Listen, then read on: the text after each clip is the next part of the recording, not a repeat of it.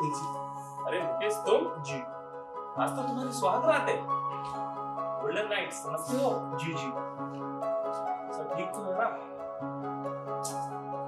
वकील जी, बरसों से आप मेरे सलाह कर रहे हैं, और लेकिन आज मैं यहाँ पे आपकी कोई सलाह लेने नहीं आया। एक्चुअली मैं मेरा फैसला करके आया। अरे कैसा फैसला? मैं भी तो सुनाओ। मुझे अभी के अभी डिवोर्स पेपर तैयार चाहिए। डिवोर्स? किसका? मुझे मेरे की शादी के लिए डिवोर्स पेपर चाहिए। अरे अभी कुछ घंटे पहले आपकी शादी हुई है, सब ठीक तो है ना? जी वकील साहब, आप मेरी बात तो सुनिए। मैं मानता हूँ कि आज मेरी शादी हुई है, लेकिन वो रश्मि तुम्हें बताएं, तुमसे शादी करके मैं बहुत खुश हूँ। मैं भी। जी।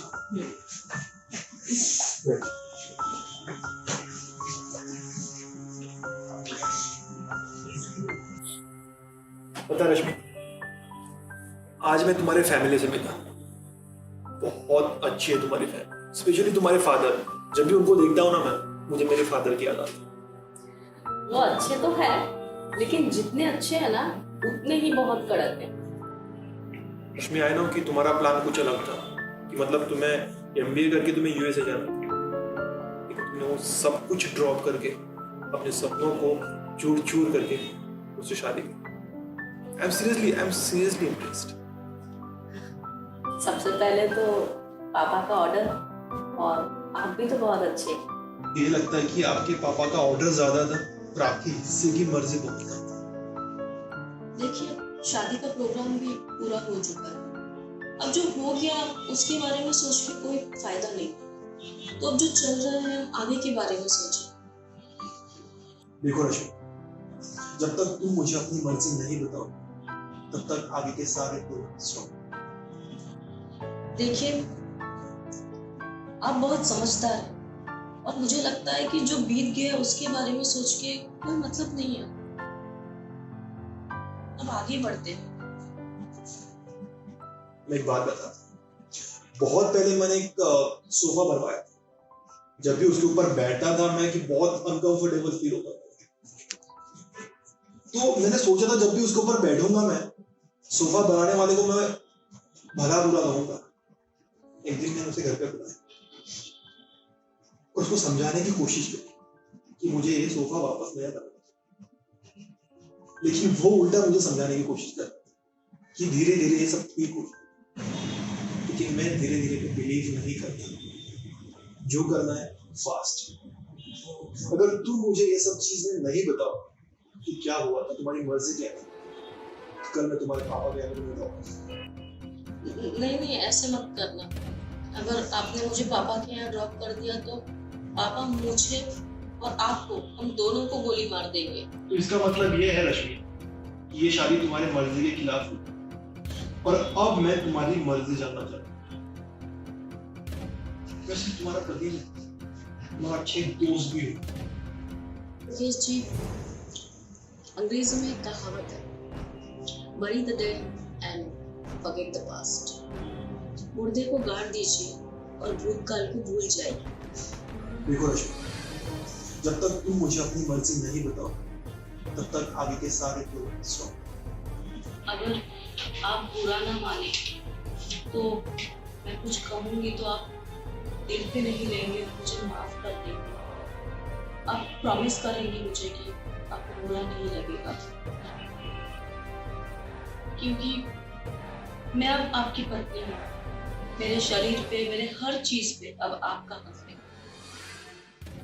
लेकिन मैं तुमसे प्रॉमिस कर चुका हूँ, आप बेफिक्र होकर आप मेरे को सब कुछ बता सकती है।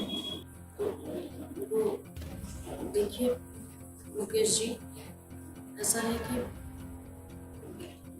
जरूरी तो नहीं है कि इंसान जो चाहे उसे वही मिले। मैं भी आपसे शादी नहीं करना चाहती, लेकिन मेरे पापा की मर्जी कुछ और थी, और खानदान की इज्जत, सारी चीजों के लिए मैंने अपने आप को सरेंडर कर दिया। रश्मि, वो कौन था? प्लीज उसका नाम बता दीजिए। जो बीत गया उसके बारे में सोच के कोई मतलब नहीं है। रश्मि, आपको मेरी कसम, अब तो उसका नाम बता दीजिए। अरे आप कसम मत दीजिए, मैं बताती हूँ उसका नाम। उसका नाम राहुल है। ये सब सुन के मेरी नजरों में आपकी इज्जत और बढ़ गई। Seriously you are too good.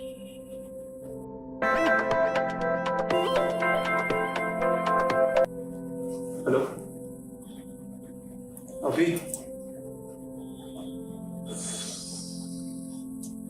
ठीक, आधे घंटे में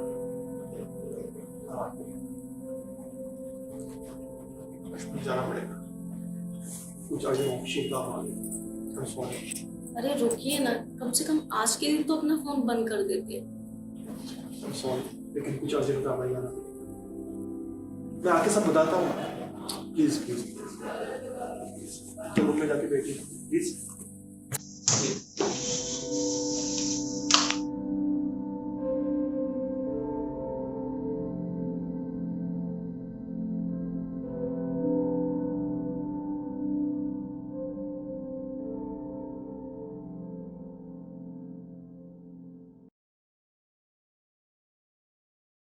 मेरी जो बीवी है उसके मंजिल में हुई, वो फोर्सफुली शादी हुई है, और वो जिससे प्यार करती है मैं उसे मिलाना चाहता हूँ। ये शादी का कोई मतलब नहीं है, एक समझौता है।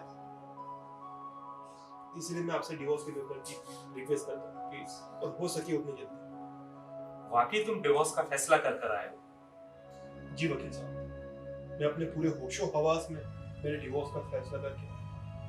अगर वाकई तुमने ये फैसला किया है, वाकई में इंसान नहीं हो, ये फैसला तो कोई फरिश्ता ही ले सकता है। नहीं वकील साहब, बस आप मुझे डिवोर्स के पेपर करा दीजिए प्लीज। ठीक है, जैसे तुम्हारी मर्जी।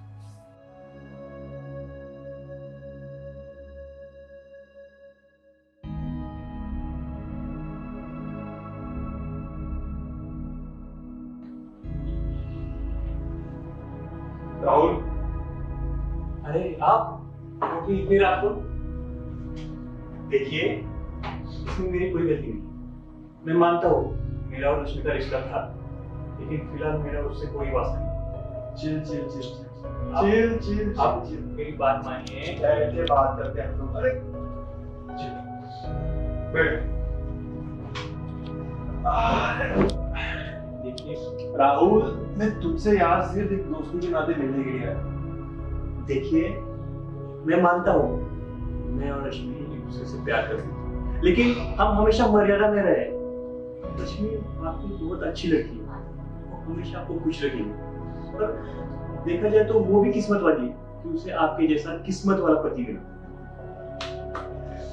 पता है राहुल, जब मेरी रश्मि से शादी हुई थी तब मुझे भी यही लगा कि मैं दुनिया का सबसे खुशनसीब इंसान हूँ कि मुझे रश्मि जैसी वाइफ मिली, लेकिन मैं गलत था।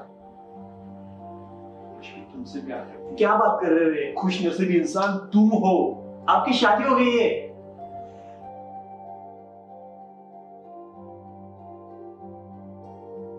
वो शादी नहीं,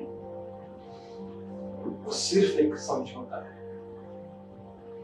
और समझौता जिंदगी भर नहीं टिकता। लेकिन अब जो होना था वो तो हो गया, लेकिन हम बदल भी तो सकते हैं। ये पॉसिबल नहीं। ये रिलेशन नहीं है, सिर्फ एक समझौता है। समझने की कोशिश करो, ये सब अभी भी पॉसिबल है, बस तुम चाहो तो। सीरियसली, अगर तुम रेडी हो ना तो we have to make it possible. Just trust me. कैसे? बस मेरी बात।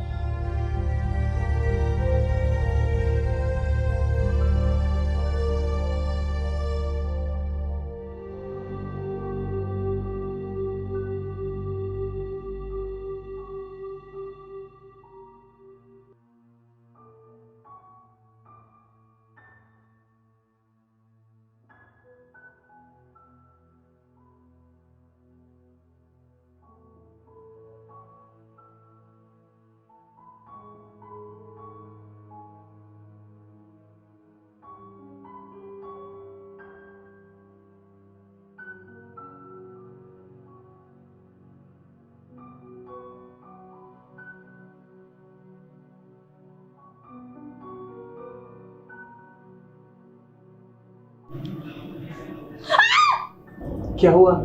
तुम यहाँ क्या कर रहे हो? हाँ, ये मेरे पति का घर है, मेरी शादी हो चुकी है। तुम चले जाओ यहाँ से। रश्मि, तुम मेरी हो, सिर्फ मेरी, मेरे अलावा किसी और की हो ही नहीं सकती। और अगर तुम्हारे और मेरे बीच में कोई आएगा तो मैं उसे इस दुनिया से उठा दूंगा। देखो तुम ऐसा कुछ नहीं करोगे, ठीक है? अगर तुमने ऐसा करने का सोचा भी ना तो मैं अपने आप को खत्म कर दूंगी। क्या बोल रही हो? तुम चले जाओ यहाँ से, मेरी शादी हो चुकी है। ये पता नहीं कैसे आया, मैंने नहीं बुलाया इसे। ये मैंने इसे नहीं बुलाया। इसे माफ कर दो, इसे जाने दो, इसकी कोई गलती नहीं है इसमें, इसे छोड़ दो। माफी के लायक तो नहीं, लेकिन दोस्ती के लायक है। दोस्ती के लायक है। और आज तुम और राहुल मेरे अच्छे फ्रेंड। मतलब वो आपका जाना, आपका फोन कॉल, ये सारा प्लान था? और ये रहे हमारे शादी के टीचर्स। वैसे भी आज रात नहीं यूज किया। आपने हम दोनों पे बहुत बड़ा एहसान किया है। अगर उम्र भर भी आपके चरण होके हम पानी पिए तो भी कम है। चलो अभी हम खत्म करते हैं। इसका ख्याल रखें, ओके?